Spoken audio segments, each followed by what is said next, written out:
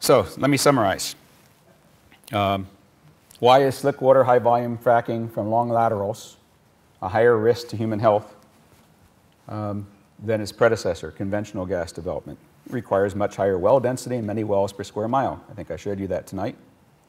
Requires much more industrial development over larger areas with heavy equipment operating, as you know, generally 24/7, 365. Requires much higher volumes of fracking fluid, millions of gallons per well, not tens of thousands.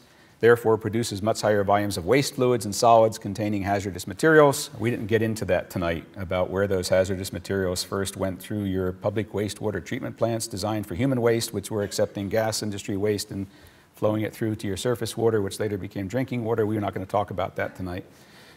There's no mythology there. They contain frac fluid chemicals, heavy metals, norms, volatile organic compounds, and it produces higher volumes of fugitive emissions of methane with impact on global climate change. So to continue, if that's all true, and it is to some degree, I don't think that's myth. As number of wells and volumes of waste increase, the probability of accidental releases of hazardous materials into air and groundwater increases. There's a well-known paper in the literature, by the way, the gas industry and oil industry literature, which says that by historical standards, about 1 out of every 1,000 gas and oil wells has a blowout. For every 1,000 wells, there's a blowout. It's historical data. How many Marcellus wells have been drilled so far in Pennsylvania? 2,600? How many blowouts have you had?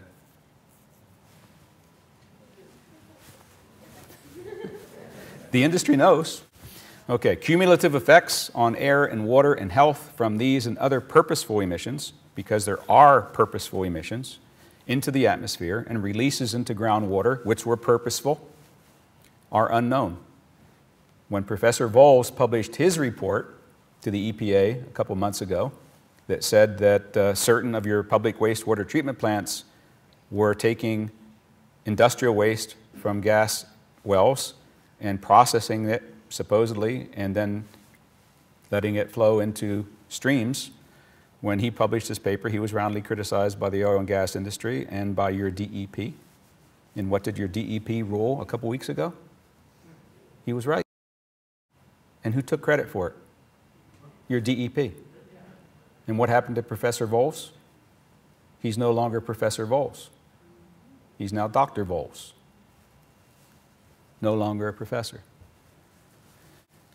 Increased production, processing, storage, transportation, and burning of natural gas and its liquid companions, ethane, propane, butane, increases emissions of global greenhouse gases. So if I were concluding my presentation to an audience in New York, this is what I would say, and now you have to figure out what that means to you, because it's different. I come down here, it's already happening here. What you can do as individuals is different than what I can do or my citizen colleagues in New York State can do. But this is what I would say to people in New York State. My list of reasons for prohibiting immediate, intense exploitation of gas shales in my home state of New York. 1, it will benefit a relatively few people for a short time and cost many more for much longer. There are 19.6 million people in the state of New York. A few tens of thousands are going to directly benefit from leasing their land and getting royalties. Everybody else is going to have to pay the piper for a long period of time. Technologies for waste disposal are immature.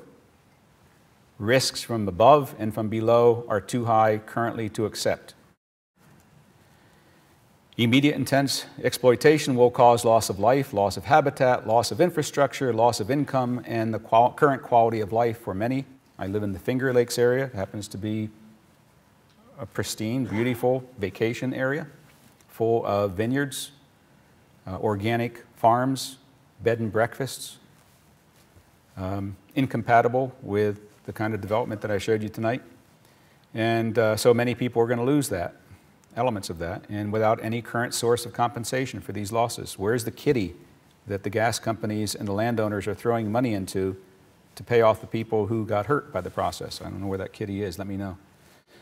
It prolongs the inevitable shift to renewable energy sources. We haven't had time to get into what the economic political effect is on national scale energy policy by once again delaying the large-scale development and implementation of renewable energy sources. We did it once in the 70s, kicked the can down the road, and now we're about to kick the can down the road again. Something we should have started 30 years ago that we didn't, we're now delaying again because we have political cover, 30 more years of gas. So it prolongs the inevitable shift to renewable energy sources. Other states like yours have already committed. New York State supply is relatively small compared to Pennsylvania's, and it should be banked. Save it for the grandkids. They might need it during the transition, which will have to occur in their lifetimes, from mostly fossil fuel-based economy to a mostly renewable, non-fossil fuel-based economy. And finally, it will continue to supply both methane and carbon dioxide to an already overburdened Earth atmosphere. And if you do believe that global climate change is happening at an accelerated pace, then it would be wise to ask whether we should be burning not less, but more fossil fuels, inventing more, not less, methane into the atmosphere, when, in my opinion, we should be gradually winding down over the next 30 years the use of all fossil fuels and winding up the creation of alternative, renewable, green sources of energy in a way that our country is uniquely positioned to do, because we have the best and brightest at Penn State, and the best and brightest at Cornell, and the best and brightest at Duke.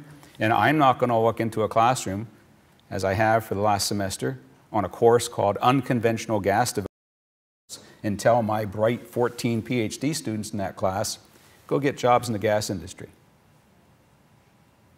I taught that course so they would be encouraged not to get jobs in the gas industry, that they become entrepreneurs and figure out how to get that transition to work faster. So that's the story I wanted to tell tonight using the mechanism of mythology. So thank you very much for your attention. I look forward to your questions.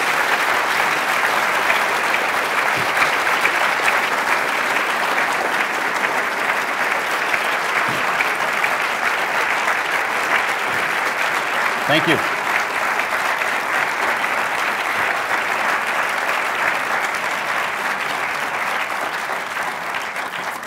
Thank you. Look forward to the questions. Maybe I'll have some answers.